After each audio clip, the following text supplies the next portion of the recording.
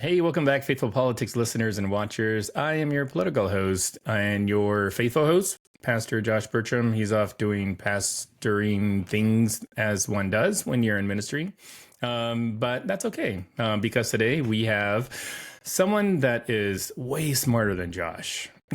And Oh, I can say that confidently because I don't think that he actually like makes a habit to or will have time to listen to this podcast like on his trip. So this would just be between us, just between us. But I'm here with Amanda Tyler. Welcome back, Amanda. Good to oh, have you. thanks so much for having me back, Will. Good to be with you. Yeah.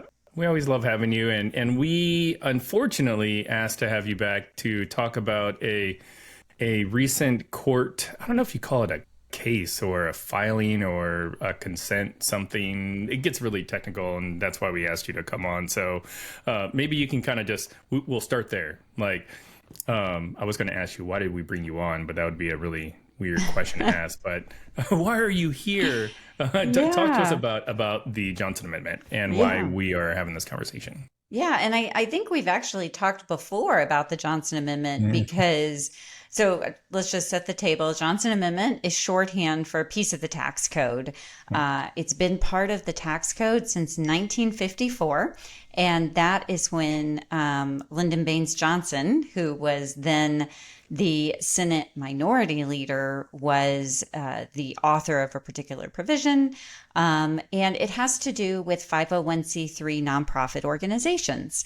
And all 501c3 nonprofit organizations, in exchange for kind of this most preferred tax status, this ability not just to not be taxed on your income, but also that donations to the 501c3 nonprofit are tax deductible for the donors. That in addition to having a charitable purpose of some kind, that one requirement for that tax status is that the organization not participate or intervene in campaigns for candidates for political office. And so that provision, which really is kind of a nonpartisanship provision, goes by the shorthand of the Johnson Amendment. And for most of its history, it really has been pretty non-controversial. And that's because most people like it, right? That there's this sense of the integrity of the nonprofit sector is part of it is because it is agreed to be nonpartisan. And again, there's a lot of table setting. I want to really say there's a difference between being partisan and being political. Right, you will are the political host of this Okay. podcast, and I kind of when I think about being political, I think about caring about the life of our community, being engaged in what matters to the people in the community, and working for justice, right? To bring justice to those people. And so that's one idea of what it means to be political. Partisan is another thing. It means to be tied to a particular party or candidate. And so the nonpartisanship pledge that nonprofits take, that isn't a pledge to be non-political, right? That, and in fact, a lot of these organizations are deeply engaged and involved in the life of their community. But when we talked about the first time, it was because there was a push to change the law. And that push came from then President Trump. I say then President Trump because it was during his first term in 2017.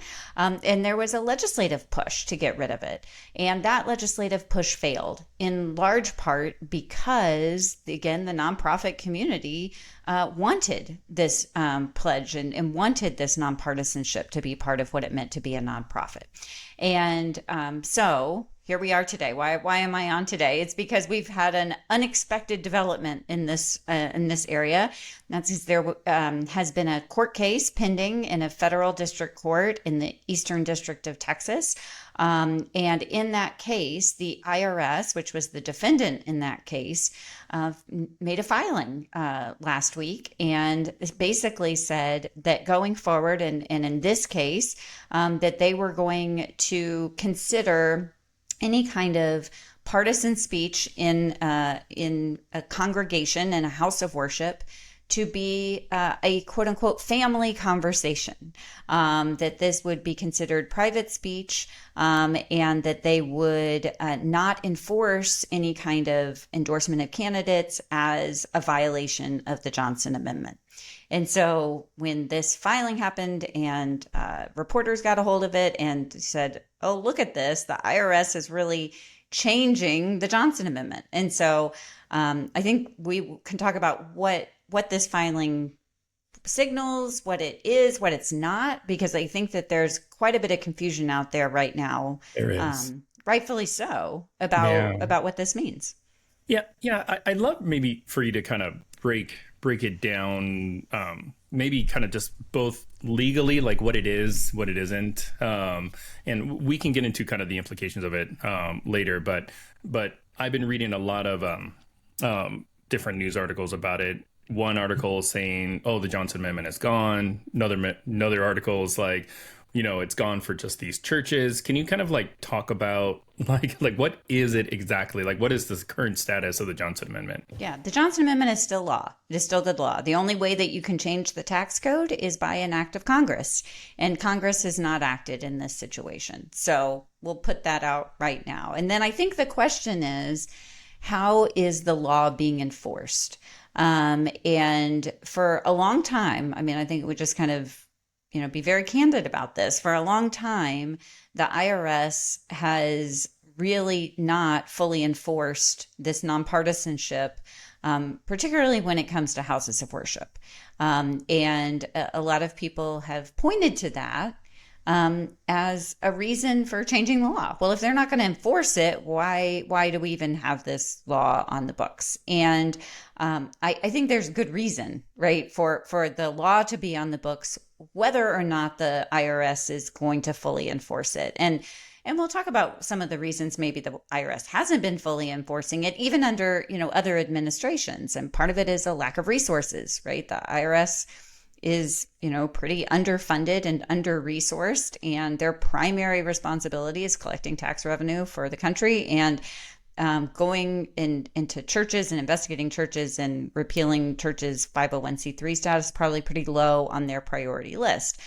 Second, there are some concerns with the IRS digging into the records of houses of worship. There's something we call the separation of church and state. And part of those ideas is that we don't have the government unnecessarily intruding into religious affairs. And so I think in order to steer clear of government intrusion or involvement into houses of worship, there probably has been under enforcement in the past. And so it kind of gets us to like this case. So I've already said, Johnson Amendment is still good law. Does this filing in this one court case signal a real change in IRS policy? And the answer is I really don't know, right? I think that this certainly is IRS policy as it applies to the particular plaintiffs in this particular lawsuit in the Eastern District of Texas. But whether and how the IRS would enforce that understanding against other churches remains unclear. And usually, what we would expect is if the IRS actually had a change in policy or in interpretation of a federal law, that they would go through a rulemaking process.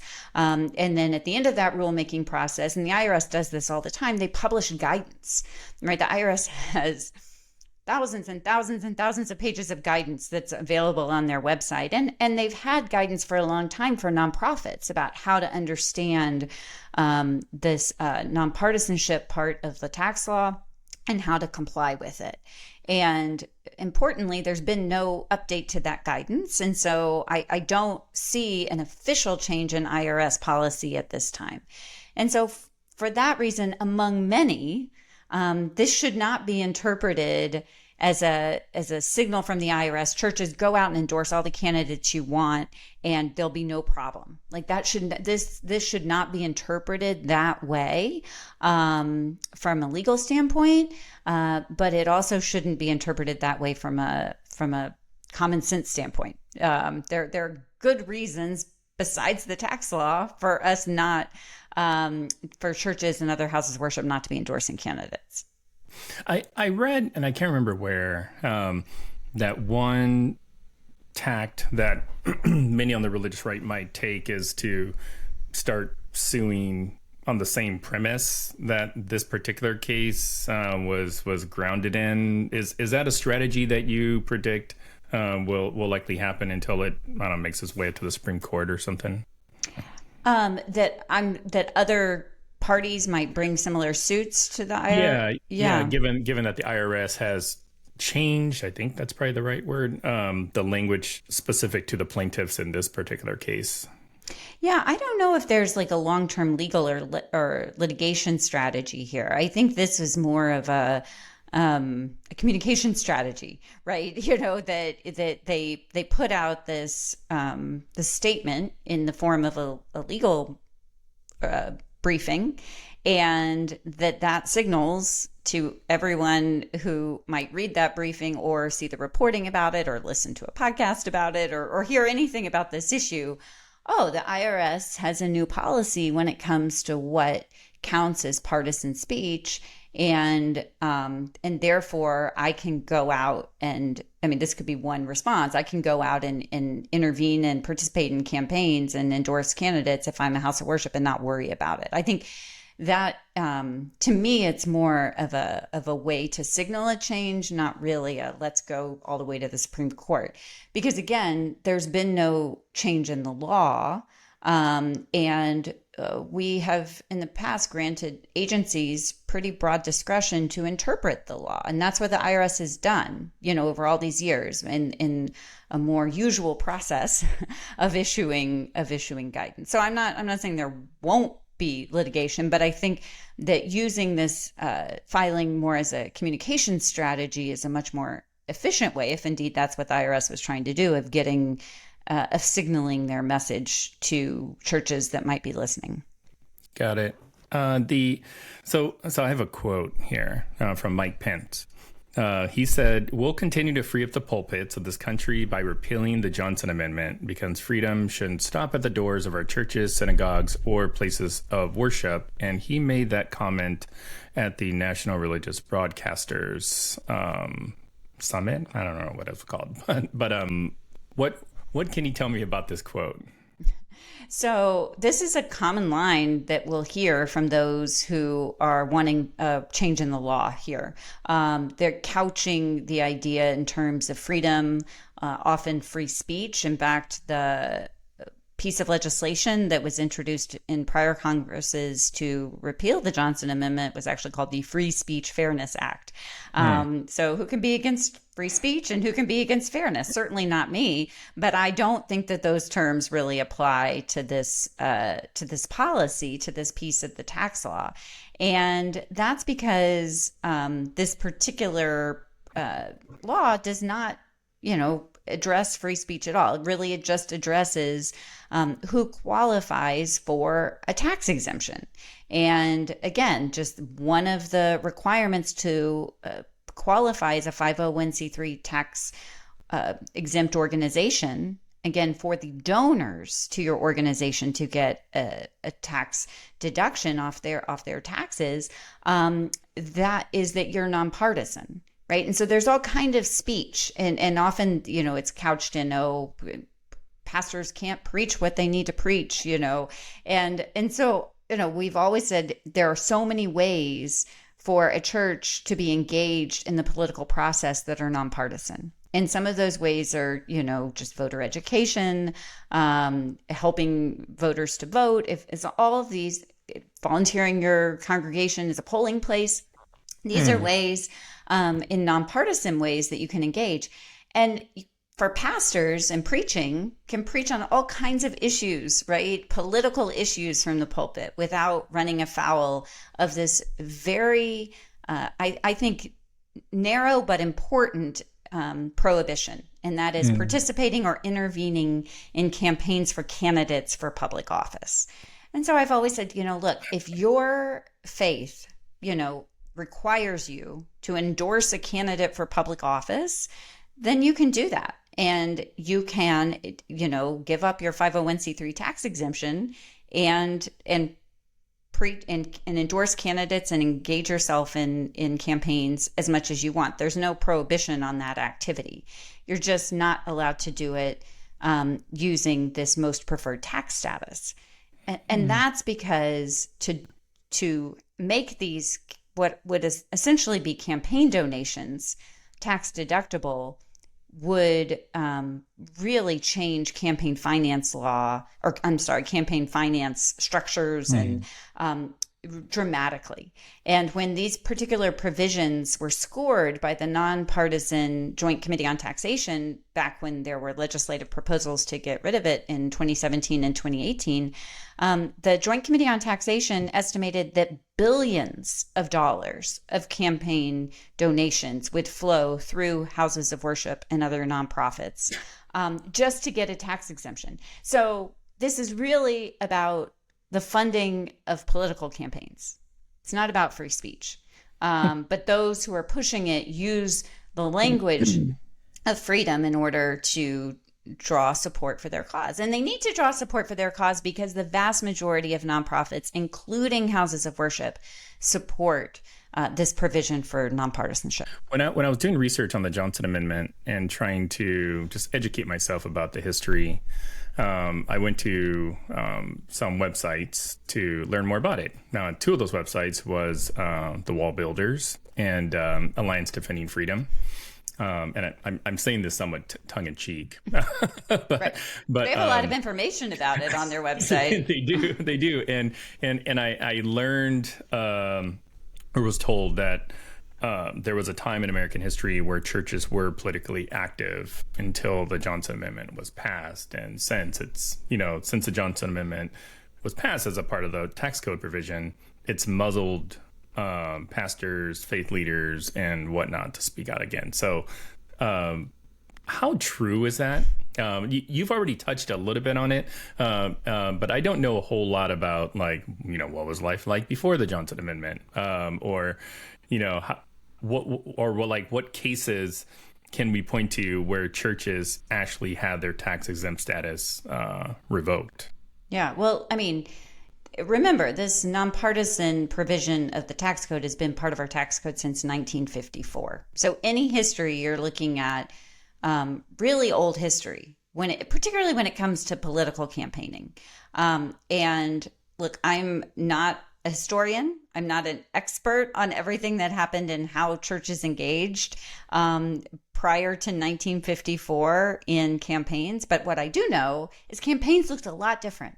There was a lot less money involved in campaigning before that time. So, to try to draw up old history and to apply it to our current context when it comes to political campaigning is completely inappropriate. So even if, and I'm not going to accept the history that they put forward because there is other kind of revisionist and cherry-picked history that they put forward in other cases, including, for instance, in continuing the mythology of America as a Christian nation. So I don't trust their historical analysis in general. But even if I were to take their history at face value, I think it is inappropriate to apply that to our current system of political campaigning because of the immense amount of dollars that are involved, not to mention technology, right? I mean, that's the other piece of the IRS's filing in this case, to say that these endorsements or other campaign activity is just a family conversation ignores the fact that most houses of worship now live stream their services, broadcast and record their worship services, that it is as much sometimes online as it is in person.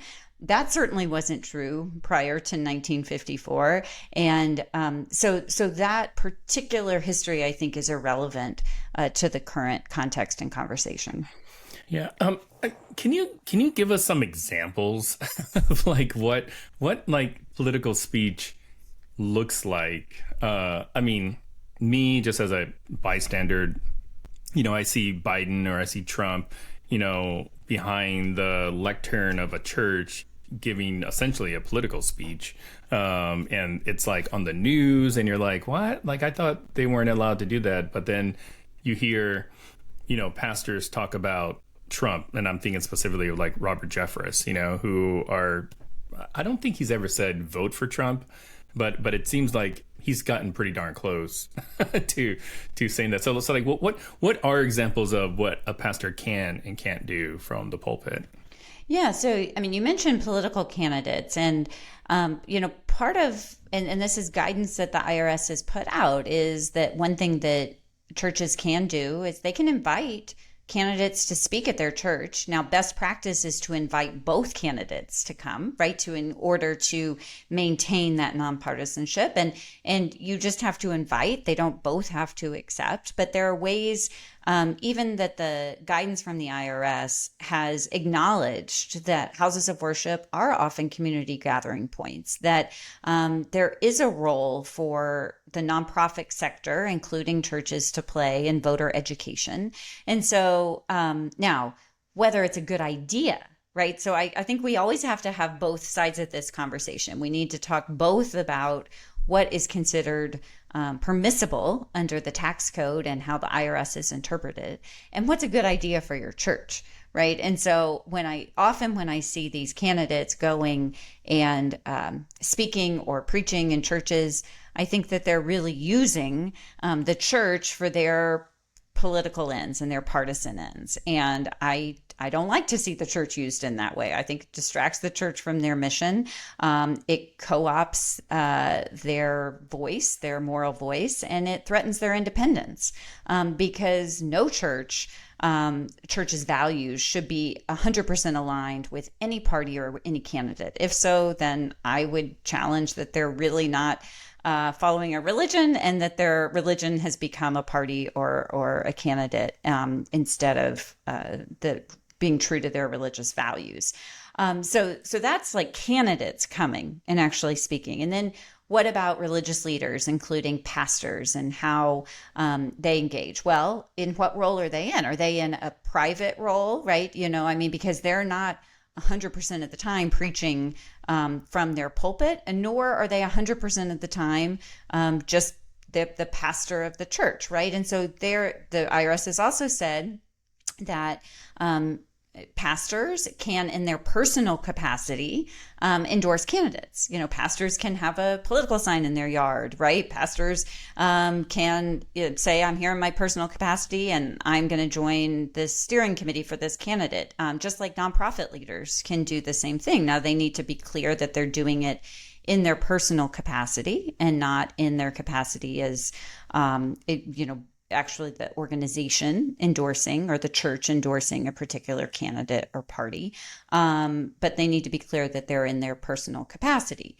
And again, they're going to have to make a call about whether that's a good idea and what signal does that send to their congregants. Is that likely to be a divisive thing in their community? And that's a personal choice for them. But it's a different choice, and it's to actually be in the pulpit and to preach, and to preach endorsing either for or against a candidate. And remember, this is not just for national office. This is for every race up and down the ballot, to endorse a candidate or to involve the congregation or to help get out the vote for a particular candidate or a party.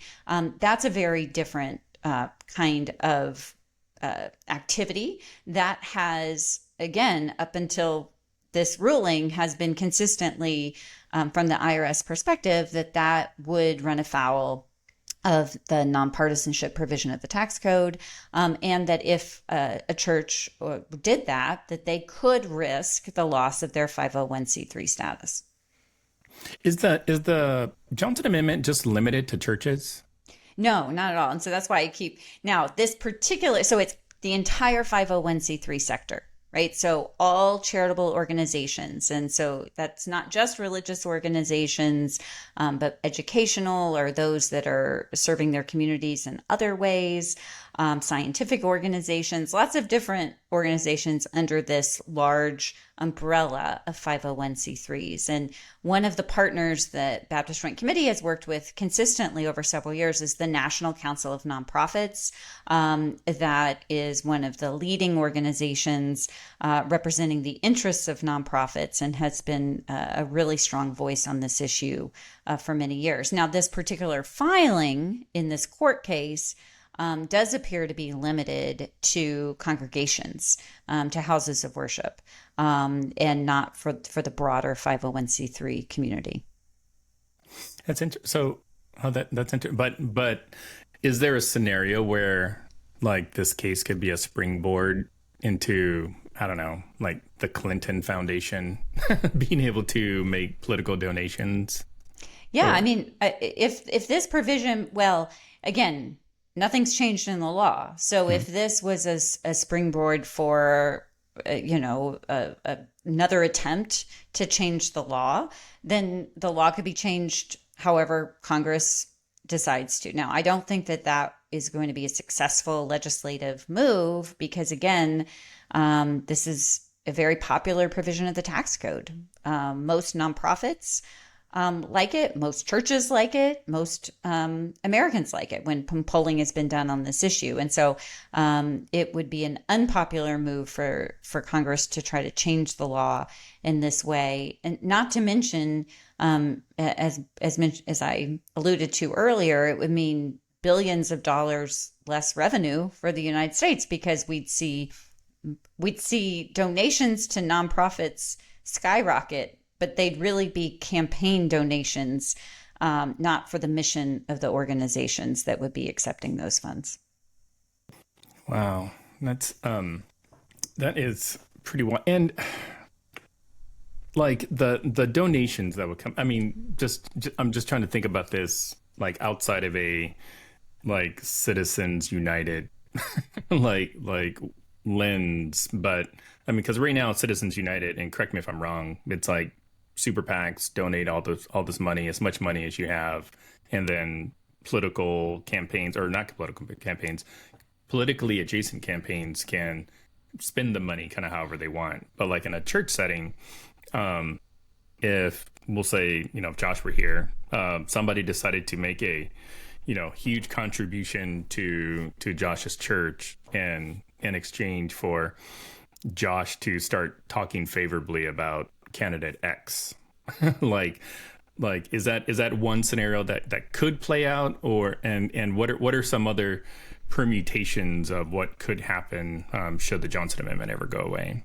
Yeah, so the provision again is participating or intervening in a campaign for candidates for public office. So, it could be endorsements, but it could also be your congregation list being turned over, for voter files, kind of, advertising being done out, just basically turning the church into a political action committee, distracting the church from its mission.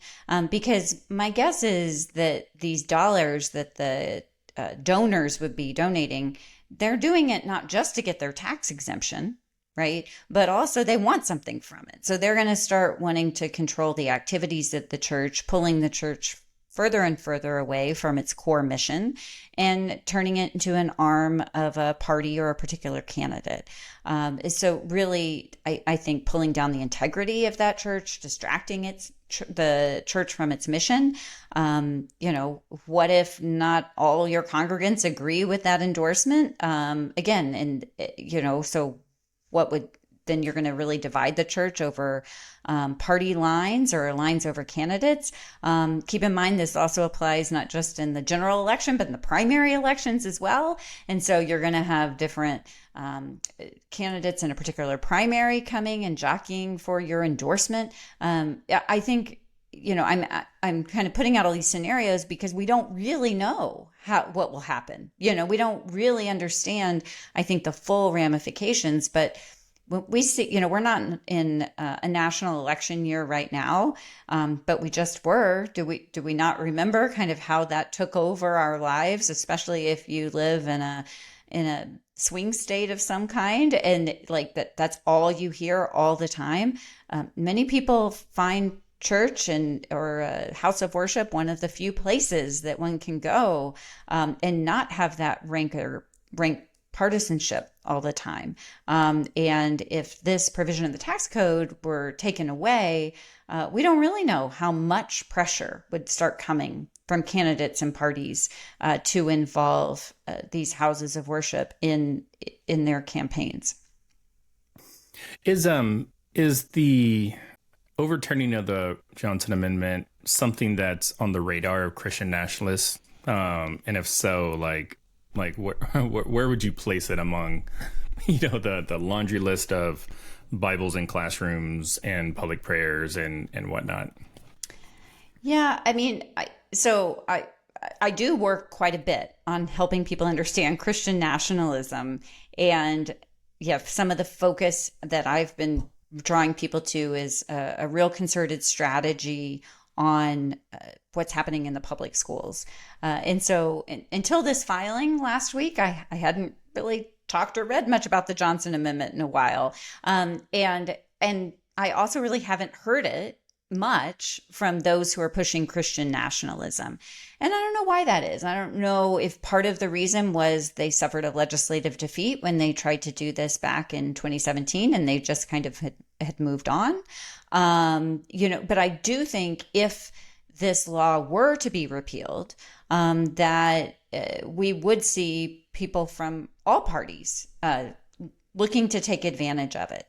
And again, I don't just focus on president or congressional races. Think about all the school board races that are out there and how people might get more engaged and involved. So if there's been a concerted effort to focus on public schools from those who are pushing Christian nationalism, then I do think they'd start looking at local school boards or state boards of education or other policymakers and deciders who they would want to install in their positions of power in order to push their agenda. So it's not something I think that has been part of the larger strategy, but if this tool were given, again, to all parties, then I think that we'd see it be integrated into some of these other strategies. Well, what about the court? So the court that they took this to, the Eastern District of Texas, I've heard it been said that the Eastern District of Texas is like Mecca for a lot of like religious right activities. Is that a true assessment, or how would you describe the Eastern District of Texas? Well, I think what's unique about this case is the way that the IRS did their filing. They basically took out the controversy of this case, right? By their filing, there's no longer something for the judge to decide, right? That it's just like, oh, the parties have basically come to an agreement that have resolved the case. And so nothing to see here. So if the IRS is going to engage in a case like that, then it really doesn't matter what court this got filed in. Now, often when people are coming up with a litigation strategy, they'll look to what they consider to be a friendly district in order to file their case. They certainly chose the Eastern District of Texas here. And of course, that district feeds into the Fifth Circuit Court of Appeals, which has quite a losing record in some cases. In a lot of cases, even when cases go up to the Supreme Court, they've issued some pretty extreme decisions. But again, here by doing this filing, the IRS is really trying to resolve this case by basically saying, kind of consenting to the activity that the plaintiffs here want to engage in. So, what would you say to a pastor who is feeling like pressured to just become more politically outspoken because they heard on the news, the IRS is getting rid of the Johnson Amendment, albeit falsely, but they just kind of take it at face value. And now they're like, great, I've been a pastor in a very Trumpy county.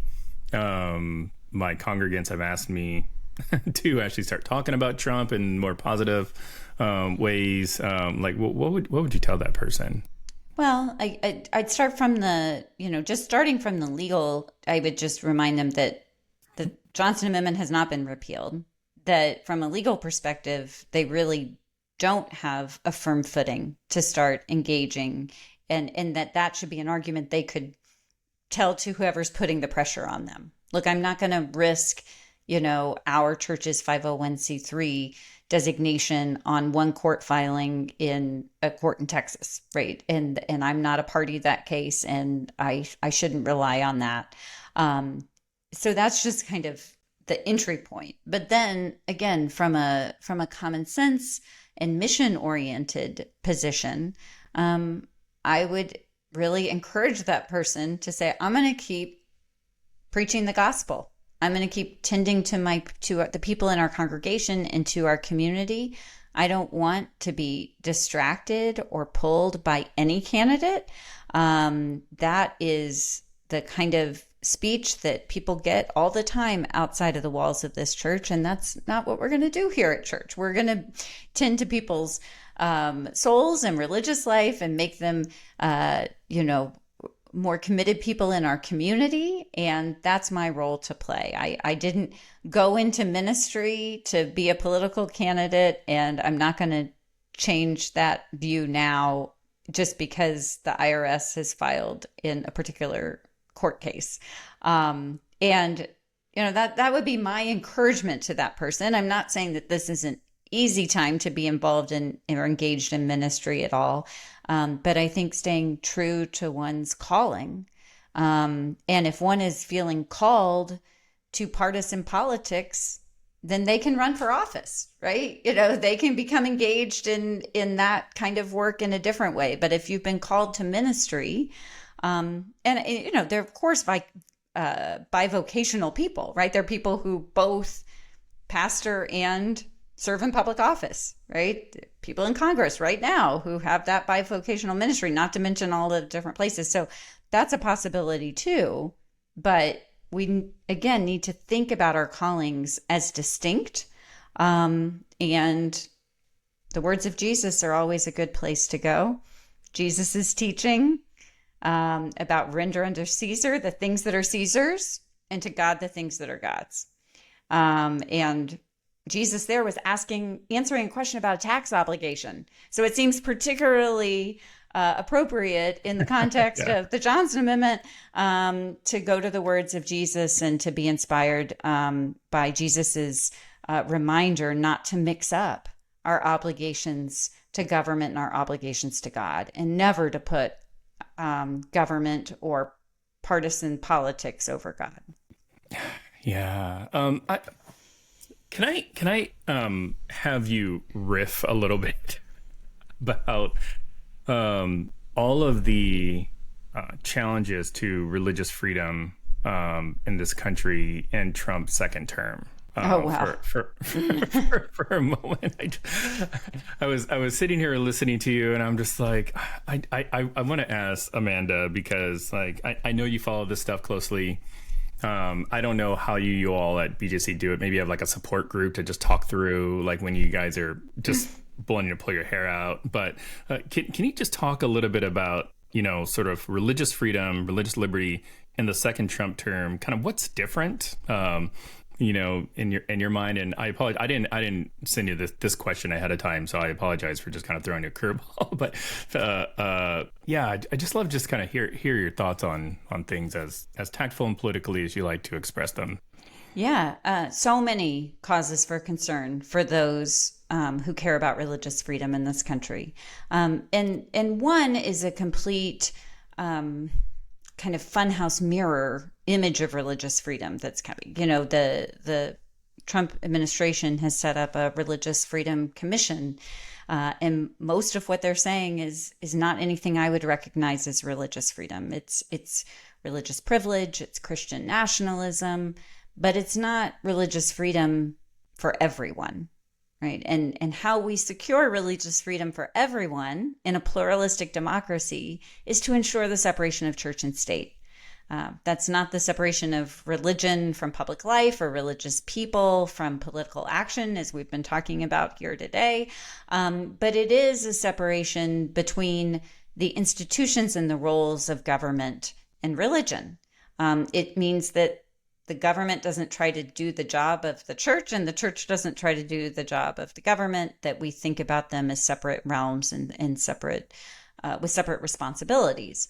And, some of the things that we've already seen that I see as incursions on religious freedom came right at the beginning of the term. One of the first things that President Trump did was rescind a policy that had been in effect for over 30 years that said that ICE would not engage in immigration enforcement in what are called sensitive locations. That includes schools and hospitals, but it also includes houses of worship.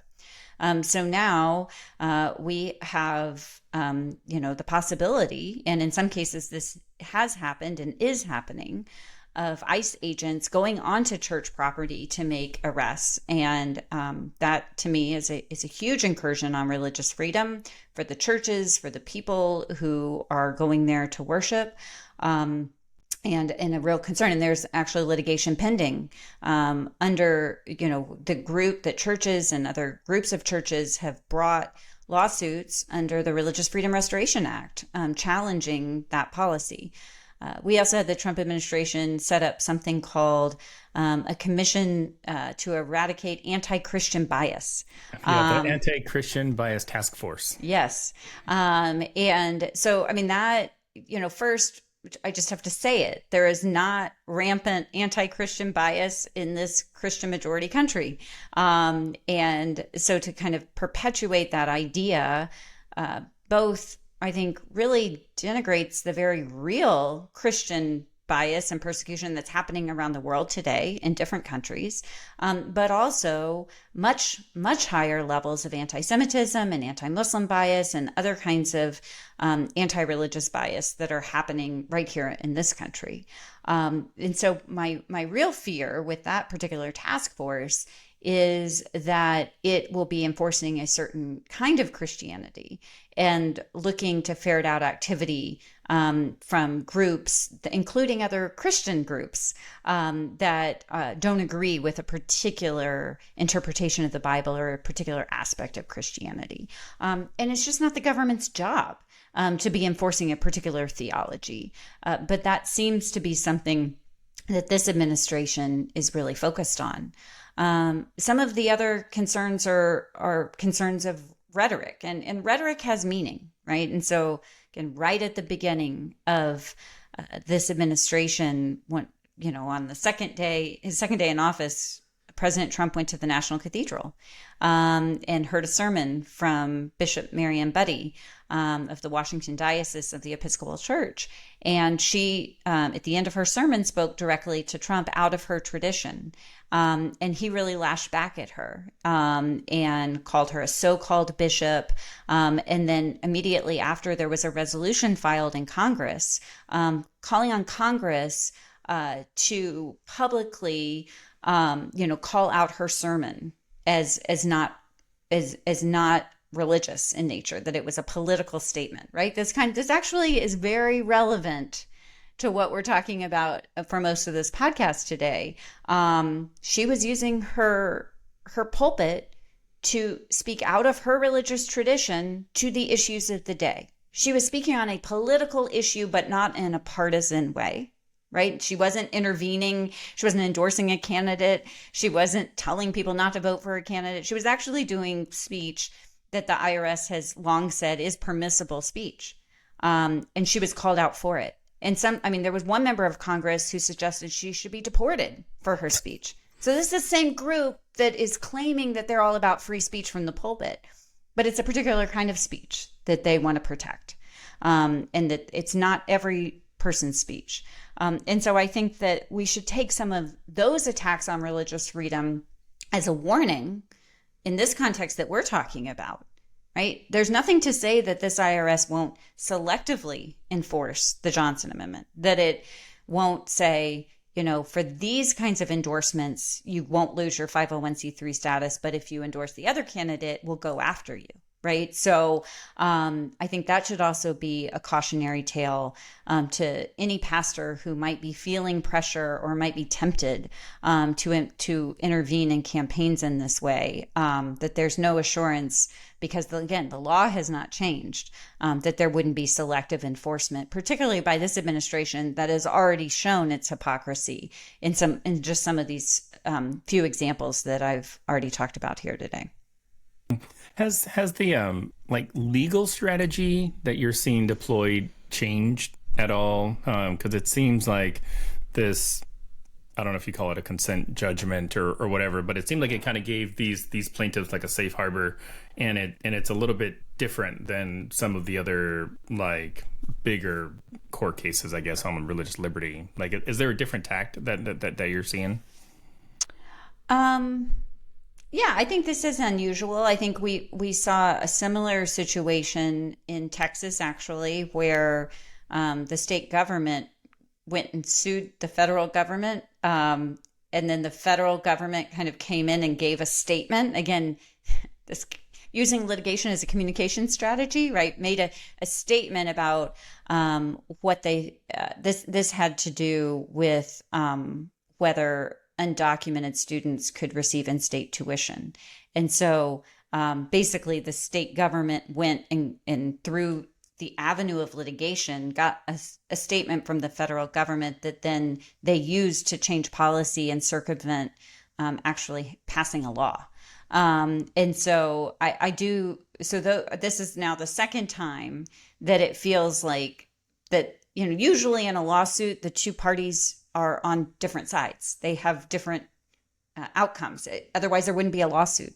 And so this is another case where the two sides end up on the same side and seem to be using their court filings as press releases or communication tools to get a broader message out while avoiding federal rulemaking, while avoiding Congress or lawmaking, and trying to change policy through an unusual situation.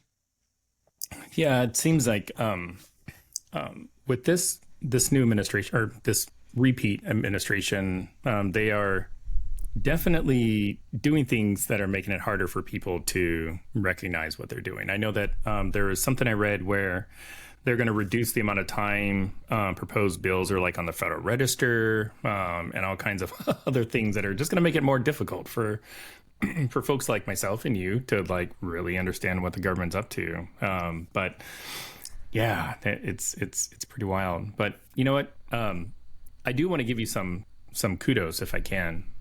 You and BJC, you all run a great organization out there. And thanks, Will. I appreciate that. I love reading like the stuff you all are doing. You guys are out there. You're in the mud. I don't really know if that's the right metaphor, but you're in it. And we need more people like you, and we need more people like the Christians against Christian nationalism. I see you got a sign over in your corner. Yeah.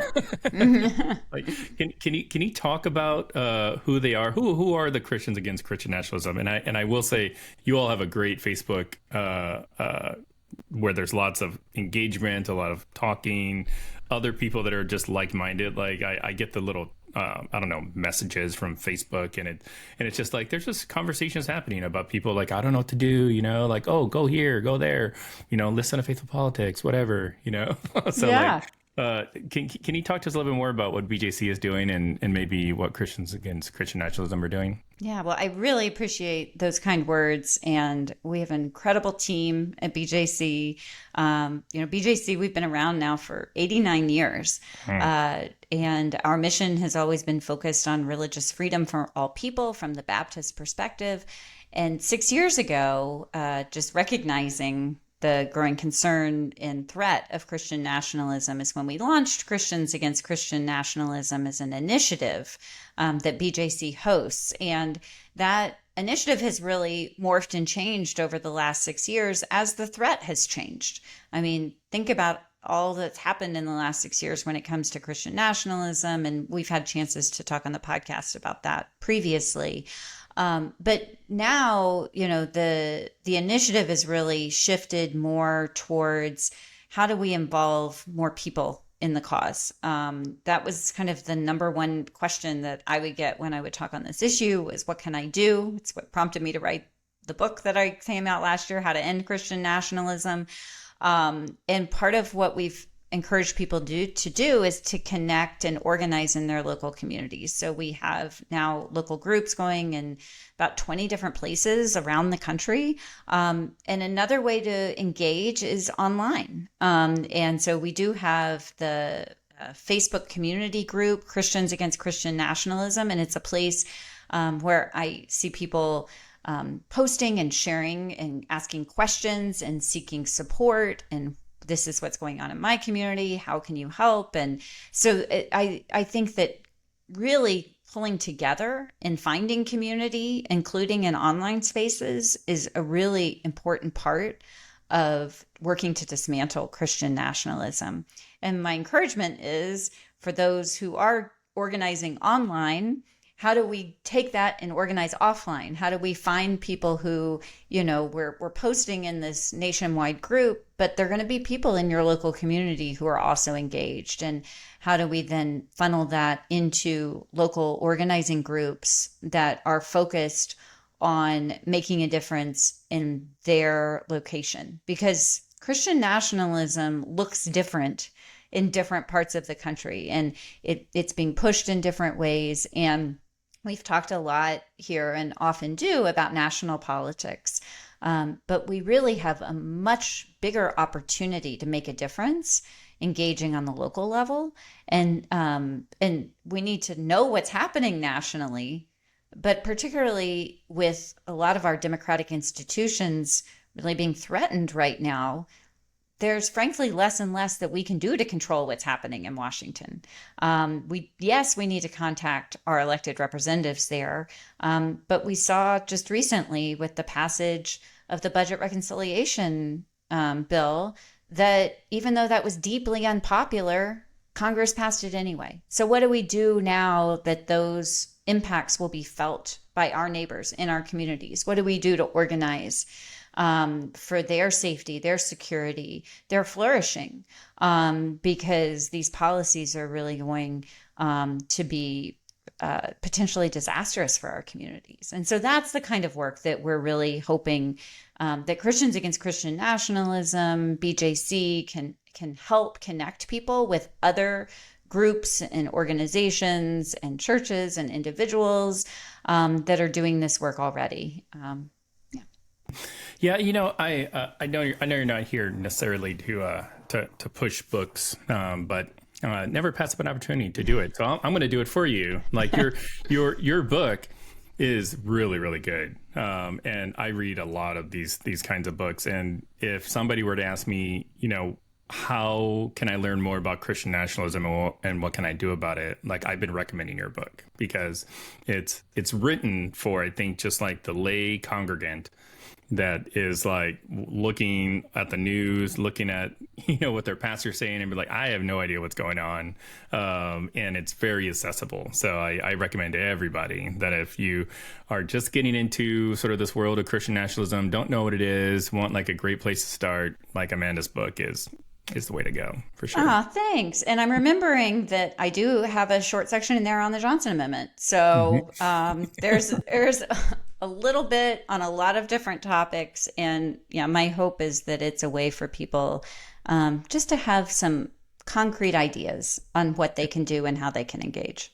Absolutely. Well, thanks so much for coming by again, Amanda. We're really glad to talk to you again. As always, you're just so amazing, and BJC is amazing, and we support you all. So yeah, thanks so much for coming by again. Thanks. I love coming on the podcast. You have such thoughtful questions and a great audience. So thanks so much.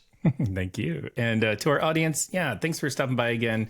And as always, keep your conversations not right or left, but up, and we'll see you next time. Take care.